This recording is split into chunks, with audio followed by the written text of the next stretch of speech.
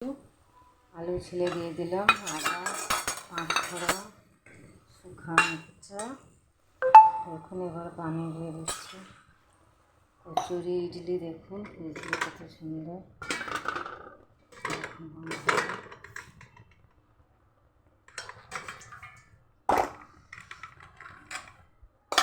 এবার আমি ঘরটা ঘুরে দিচ্ছি। আর আমি ইডলিটা দিয়ে দেবো এর মধ্যে।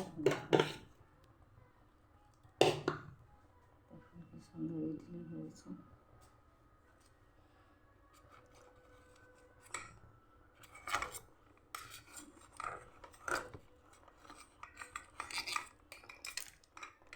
এটা দেখুন কত সফট তুলে দেখুন বন্ধুরা।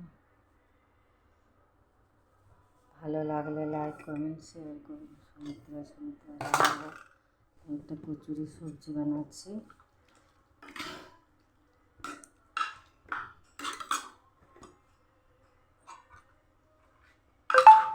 হলুদ দিচ্ছি না। এবার আমি কচুরিতে ময়দাটা ময়দাটা লাগিয়ে নিয়েছি। ময়দার সুজি দেখুন কত সুন্দর নরম হয়েছে। এবার আমি ছোটো ছোটো গুলি করে এর মধ্যে আমি দেখুন বন্ধুরা, নতুন নতুন রেসিপি আপনাদের কাছে হাজির করেছি। সুমিত্রা রান্নাঘর। ভালো লাগে লাইক কমেন্ট শেয়ার করবেন।